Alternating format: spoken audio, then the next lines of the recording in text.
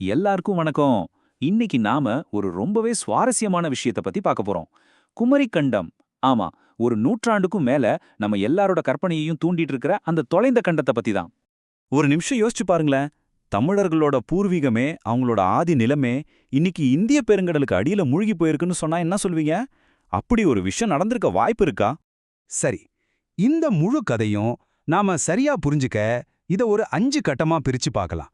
பழங்கால கதைகள்ல ஆரம்பிச்சு இன்னைக்கு இருக்கிற அறிவியல் வரைக்கும் இதோட பயணத்தை நம்ம அலசி ஆராயலாம். சரி, வாங்க ஆரம்பிக்கலாம். முதல்ல ஒரு விஷயத்தை தெளிவுபடுத்திக்கணும். இந்த கதை எடுத்த எடுப்புலயே குமரி கண்டம்னு ஒரு பெரிய கண்டத்திலிருந்து ஆரம்பிக்கல.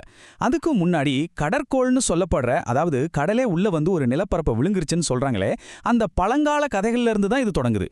ஒரு பெரிய நிலப்பரப்பே கடலுக்குள்ள போயிடுச்சுங்கிறத பத்தின எழுத்துப்பூர்வமான குறிப்பு எங்க கிடைக்குது தெரியுமா? இறையனார் அகப்பொருள்னு ஒரு பழமையான நூல் இருக்கு. அதுக்கு நக்கீரர் எழுதின உரையில தான் இது பத்தின தெளிவான குறிப்புகள் இருக்கு.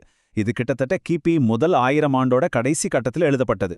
அந்த உரையில என்ன சொல்றாங்கன்னா, அப்ப பாண்டிய மன்னர்கள் கிட்ட மிகப்பெரிய இலக்கிய சங்கங்கள் இருந்திருக்கு. முதல் சங்கம் தென்மதுரையில 4400 வருஷம் நடந்திருக்கு. ஆனா ஒரு பெரிய கடல்கோள் வந்து அந்த நகரத்தையே மூழ்கடிச்சிருச்சு. அங்கிருந்த இலக்கிய படைப்புகள் எல்லாமே அழிஞ்சு போச்சு. அதுக்கப்புறம் 2வது சங்கம் கபாடபுரத்துல 3700 வருஷம் நடந்திருக்கு. ஆனா அதே மாதிரி இன்னொரு கடல்கோள் வந்து அதையும் அழிச்சிருச்சு. அங்கிருந்த நூல்களும் காணாம போயிடுச்சு. கடைசியா தான் 3வது சங்கம் இன்னைக்கு இருக்கிற மதுரையில உருவாச்சின்னு அந்த உரை சொல்லுது. இப்போதான் கதையில ஒரு பெரிய ட்விஸ்டே வருது. ஒரு பக்கம் நம்மகிட்ட இந்த கடல்கோள் கதைகள் இருக்கு. இன்னொரு பக்கம் இதுக்கு சம்பந்தமே இல்லாம 19ஆம் நூற்றாண்டுல மேற்கத்திய விஞ்ஞானிகள் ஒரு கோட்பாட்டை உருவாக்குறாங்க. இந்த ரெண்டும் எப்படி ஒன்னு சேர்ந்துச்சுங்கிறது தான் ரொம்பவே ஆச்சரியமான விஷயம். 1864ல பிலிப் ஸ்லேட்டர்னு ஒரு விலங்கியல் அறிஞர் ஒரு விஷயத்தை யோசிச்சாரு. இந்தியாவிலையும் மடகாஸ்கர்லையும் லிமூர்னு ஒரு வகையான விலங்கோட படிமங்கள் கிடைக்குது. ஆனா நடுவுல இருக்கிற ஆப்பிரிக்காவுல கிடைக்கல. இது எப்படி சாத்தியம்? அப்போ இந்தியாவுக்கும் மடகாஸ்கருக்கும் நடுவுல ஒரு பெரிய நிலப்பாலம் இருந்திருக்கணும். அதுக்கு பேரு தான் லிமுரியா அப்படின்னு ஒரு தியரியை முன்வச்சாரு. நல்லா கவனிங்க, இது விலங்குகளுக்காக சொல்லப்பட்ட ஒரு தியரி. அங்க மனிதர்கள் வாழ்ந்தாங்கன்னு அவர் சொல்லவே இல்ல. அப்புறம் பாருங்க, 1890கள்ல தமிழ் அறிஞர்கள் இந்த லெமுரியா கோட்பாட்டையும் நம்ம கடல்கோள் கதைகளையும் ஒன்னா இணைக்க ஆரம்பிச்சாங்க. 1903ல முதலா வி.ஜி. சூரியநாராயண சாஸ்திரி குமரி நாடுங்கிற வார்த்தையை பயன்படுத்துறாரு. அப்புறம் 1930கள்ல குமரி கண்டம்ங்கிற பேர் உருவாகி அதுதான் பரவலாக பயன்பாட்டுக்கு வந்துச்சு. பாத்தீங்களா, ஒரு அறிவியல் கருத்து எப்படி ஒரு கலாச்சார கருத்தா மாறுதுன்னு. அப்போ இதிலிருந்து நாம புரிஞ்சுக்க வேண்டிய முக்கியமான விஷயம் என்னன்னா, லெமூரியாவோட நோக்கம் முற்றிலும் அறிவியல் சார்ந்தது, விலங்குகள் எப்படி இடம்பெயர்ந்ததுன்னு விளக்குறது. ஆனா குமரி கண்டத்தோட நோக்கமே வேற. அது ஒரு கலாச்சார, வரலாற்று ரீதியான தேடல். லெமூரியாவுல விலங்குகள் இருந்ததா சொன்னாங்க, ஆனா குமரி கண்டத்துல மிக உயர்ந்த நாகரிகம் கொண்ட தமிழர்கள் வாழ்ந்ததா சொல்லப்பட்டது. சரி, ஒரு நிலப்பரப்புங்கிறத தாண்டி இந்த குமரிக்கண்டம் எப்படி ஒரு உன்னதமான ஒரு கற்பனை உலகம் மாதிரி சித்தரிக்கப்பட்டுச்சுன்னு இப்போ நாம பார்க்கலாம். குமரிக்கண்டத்தை வெறும் ஒரு நிலப்பகுதியா மட்டும் பார்க்கல. அதுதான் ஒட்டுமொட்டு மனித நாகரிகத்தோட தொட்டில்னும் தமிழ் மொழி அங்கதான் பிறந்துச்சுன்னு சொல்லப்பட்டுச்சு. சாதி, வெளிநாட்டு தலையீடு எதுவுமே இல்லாத ஒரு தூய்மையான சமூகம் அங்க இருந்ததா நம்பினாங்க. முதல் 2 தமிழ் சங்கங்களும் அங்கதான் இருந்ததாவும், கல்விக்கும் வணிகத்துக்கும் முக்கியத்துவம் கொடுத்த ஒரு மிக முன்னேறிய நாகரிகமா அது இருந்துச்சுன்னு ஒரு பிரம்மாண்டமான சித்திரம் உருவாக்கப்பட்டுச்சு.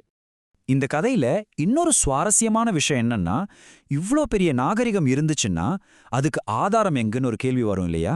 அதுக்கு இந்த கதையே ஒரு பதில சொல்லுச்சு. மருத்துவம், தர்க்கம், இசை, தத்துவம்னு ஆயிரக்கணக்கான உன்னத நூல்கள் இருந்துச்சு. ஆனா எல்லாமே அந்த பெரிய வெள்ளத்துல கடலுக்குள்ள போயிடுச்சு. அதனால தான் அந்த பொற்காலத்தோட நினைவுகள் மட்டும்தான் நம்ம கிட்ட இருக்கு, ஆதாரங்கள் இல்லைன்னு ஒரு வாதம் முன்வைக்கப்பட்டது. வெறும் ஒரு கதையா இல்லாம குமரி கண்டம்ங்கிற இந்த கருத்து 20ஆம் நூற்றாண்டுல தமிழ் அடையாளத்தோட ஒரு முக்கியமான பகுதியா மாறுச்சு.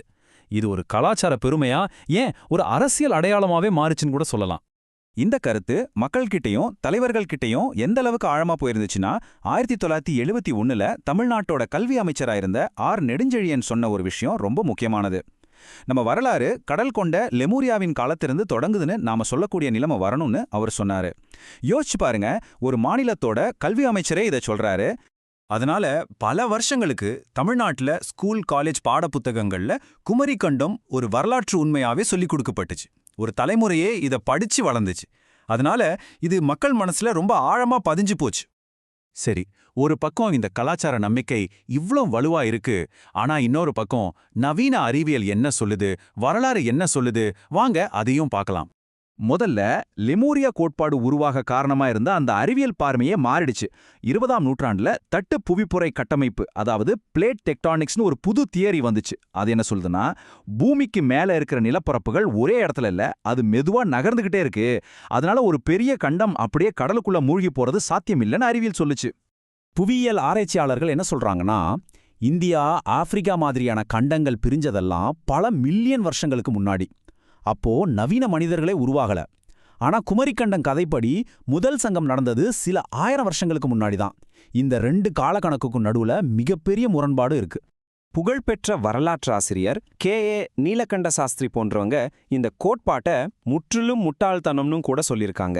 பல மில்லியன் வருஷத்துக்கு முன்னாடி நடந்த ஒரு புவியியல் நிகழ்வை சில 1000 வருஷங்களுக்கு முன்னாடி நடந்த மனித வரலாறோட இணைக்க கூடாதுன்னு அவங்க உறுதியா சொன்னாங்க. ஒருவேளை அந்த பழைய கதைகள் சொல்றது ஒரு பெரிய கண்டத்தை பத்தி இல்லாம ஒரு கடலோர நகரம் இல்லனா ஒரு சின்ன நிலப்பகுதி கடல்ல மூழ்கி போனதை பத்தியா இருக்கலாம்னு பல ஆய்வாளர்கள் கருதுறாங்க.